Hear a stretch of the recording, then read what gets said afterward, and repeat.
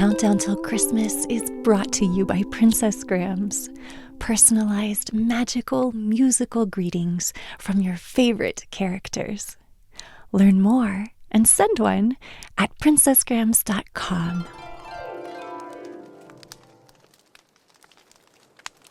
Hello, hello. I'm so happy to see you again today, and I'm excited to decorate, sing, and share another story with you today. Well, would you like to find out what's in our Advent calendar for today, December 19th? Let's find out. Oh, it's Mrs. Potts and Chip from the Disney story Beauty and the Beast. Oh, aren't they cute? Well, why don't you help me find a place for them on our Christmas tree? How about here? Well, Sasha, what do you think of our tree? It's a good girl. Hi. Can you say hello? Say hello. Good girl. Well, Mrs. Potts is one of my favorite characters because I love tea. I love all kinds of tea, but perhaps the kind that's the most Christmassy is the bright green tea called matcha that's used in Japanese tea ceremonies. And did you know that visiting Tokyo Disney is one of the most popular things to do on Christmas in Japan? Well, Christmas wasn't celebrated in Japan until recently, and it's celebrated pretty differently than in other parts of the world that we've visited already. In Japan, people may still send Christmas cards and exchange presents, but Christmas Eve is more like Valentine's Day is for us in the US or the UK. It's a romantic day for couples to give each other gifts and spend time together. And on Christmas Day in Japan, there's a tradition you might be familiar with, but not think about for Christmas, and that is KFC, Kentucky Fried Chicken. That's very popular to eat for Christmas Day meals, and it's because about 45 years ago, KFC had a Kentucky for Christmas advertisement series that was quite successful, and now people in Japan think of KFC for Christmas. And if you remember from A Christmas Carol, Mr. Scrooge sends Tiny Tim and the Cratchit family a turkey dinner for Christmas. And a lot of us have turkey as well, so it's really not all that different. Well, the way to wish someone a Merry Christmas in Japanese is very similar to English. It's almost the same greeting. It's just been adapted to fit the regular sounds of the Japanese language. And so you say, Merry Christmas. Merry Christmas. Merry Christmas. Very good. Well, another reason I love Mrs. Potts is because she loves singing, and so do I. And would you like to sing a new song with me today?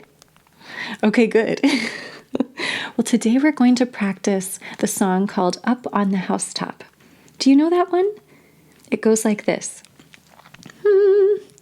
Up on the housetop the reindeer paws, out jumps good old Santa Claus, down through the chimney with lots of toys, all for the little ones' Christmas joys. Ho, ho, ho, who wouldn't go? Ho, ho, ho, who wouldn't go? Up on the housetop, click, click, click, down through the chimney with old Saint Nick.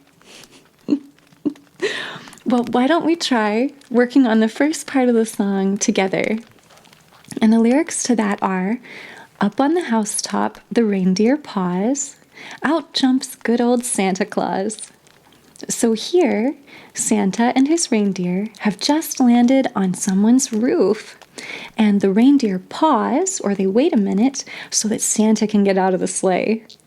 Then we have down through the chimney with lots of toys, all for the little ones' Christmas joys. So Santa is going down the chimney to leave some toys to help make the children's Christmas more special. So all together we have, up on the housetop, the reindeer paws. Out jumps good old Santa Claus. Down through the chimney with lots of toys. All for the little ones' Christmas joys. So would you like to sing that with me 2 times now? Great. Let's start here. Up on the housetop the reindeer paws. Out jumps good old Santa Claus. Down through the chimney with lots of toys. All for the little ones' Christmas joys. One more time. Up on the housetop the reindeer paws. Out jumps good old Santa Claus. Down through the chimney with lots of toys. All for the little ones' Christmas joys. Very nice. And tomorrow we'll work on the second part. But for now, it's time for our story of the day. And we're continuing the one we started yesterday, which is called Little Gretchen and the Wooden Shoe by Elizabeth Harrison. And if you missed that one, you can go and watch yesterday's video, but I'll give you a little reminder of what happened.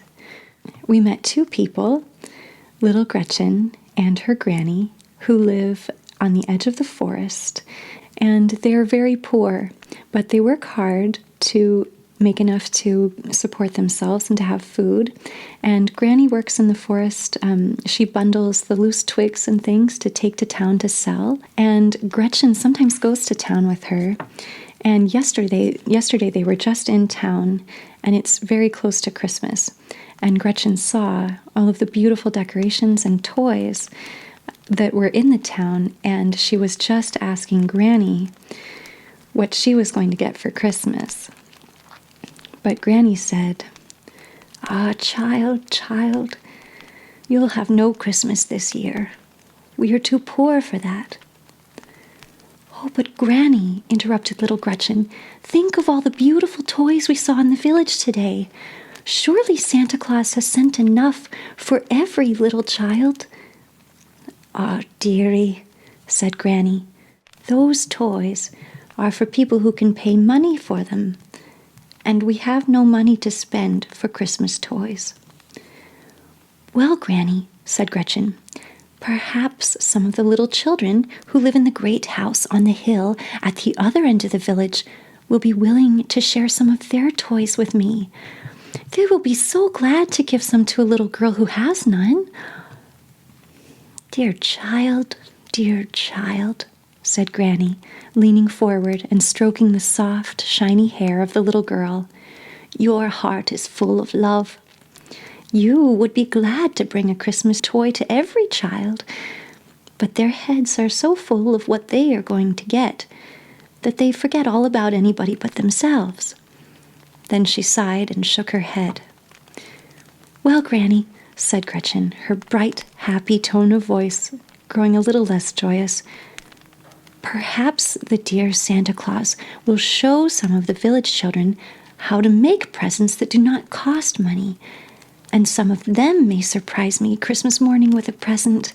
And Granny dear," she added, springing up from her low stool, "can't I gather some of the pine branches and take them to the old sick man who lives in the house by the mill, so that he can have the sweet smell of our pine forest in his room all day on Christmas?" "Yes, dearie," said Granny, "you may do what you can to make the Christmas bright and happy. But you must not expect any present yourself."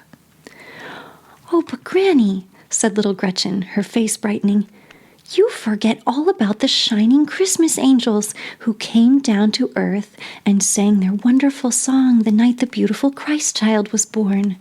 They are so loving and good that they will not forget any little child. I shall ask my dear stars tonight to tell them of us. You know," she added with a look of relief, "the stars are so very high that they must know the angels quite well, as they come and go with their messages from the loving God." Granny sighed as she half whispered, Poor child, poor child. But Gretchen threw her arm around Granny's neck and gave her a hearty kiss, saying as she did so, "Oh, Granny, Granny, you don't talk to the stars often enough, else you wouldn't be so sad at Christmas time." Then she danced all around the room, whirling her little skirts about her to show Granny how the wind had made the snow dance that day. She looked so droll and funny that Granny forgot her cares and worries and laughed with little Gretchen over her new snow dance. The days passed on, and the morning before Christmas Eve came. Gretchen, having tidied up the little room, for Granny had taught her to be a careful little housewife, was off to the forest, singing a bird-like song, almost as happy and free as the birds themselves. She was very busy that day, preparing a surprise for Granny. First, however, she gathered the most beautiful of the fir branches within her reach to take the next morning to the old sick man who lived by the mill. The day was all too short for the happy little girl. When Granny came trudging wearily home that night, she found the frame of the doorway covered with green pine branches. "It's to welcome you, Granny. It's to welcome you," cried Gretchen. "Our old dear home wanted to give you a Christmas welcome. Don't you see? The branches of evergreen make it look as if it were smiling all over, and it is trying to say, 'A happy Christmas to you, Granny.'" Granny laughed and kissed the little girl as they opened the door and went in together. Here was a new surprise for Granny. The 4 posts of the wooden bed, which stood in one corner of the room, had been trimmed by the busy little fingers with smaller and more flexible branches of the pine trees. A small bouquet of red mountain ash berries stood at each side of the fireplace, and these, together with the trimmed posts of the bed, gave the plain old room quite a festive look.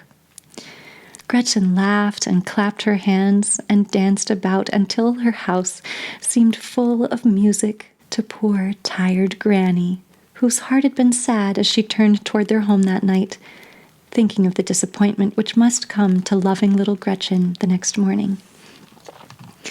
After supper was over, little Gretchen drew her stool up to Granny's side and, laying her soft little hands on Granny's knee, asked to be told once again the story of the coming of the Christ child, how the night that he was born, the beautiful angels had sung their wonderful song, and how the whole sky had become bright with a strange and glorious light, never seen by the people of earth before. Gretchen had heard the story many, many times before, but she never grew tired of it. And now that Christmas Eve had come again, the happy little child wanted to hear it once more. When Granny had finished telling it, the two sat quiet and silent for a little while, thinking it over. Then Granny rose and said that it was time for them to go to bed. She slowly took off her heavy wooden shoes, such as are worn in that country, and placed them beside the hearth. Gretchen looked thoughtfully at them for a minute or two, and then she said, "Granny, don't you think that somebody in this whole wide world will think of us tonight?" "Nay, Gretchen," said Granny, "I don't think anyone will." "Well then, Granny," said Gretchen, "the Christmas angels will, I know. So I'm going to take one of your wooden shoes and put it on the windowsill outside so that they may see it as they pass by. I am sure the stars will tell the Christmas angels where the shoe is." "Ah, you foolish, foolish child," said Granny. "You are only getting ready for a disappointment. Tomorrow morning there will be nothing whatever in the shoe. I can tell you that now." Well, I'm afraid we're going to have to end our story here for today. But we're going to find out tomorrow what happens. Whether Gretchen finds the shoe empty or whether she finds something inside it. Why don't we end our time together today with another Christmas carol? And this one is called Angels from the Realms of Glory. If you know it, feel free to sing with me.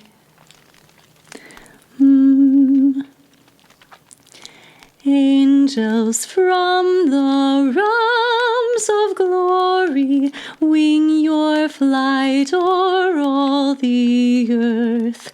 Ye who sang creation's story, now proclaim Messiah's birth. Come and worship,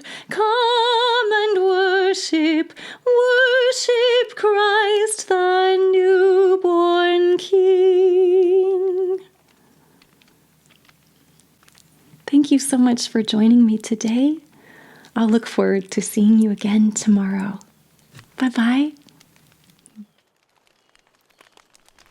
If you enjoyed this video, please like, subscribe, and share it with a friend. That not only encourages me, it also makes a big difference to my channel and helps others find videos they would enjoy too. Wishing you a joyful season and a happy day. I'll see you tomorrow.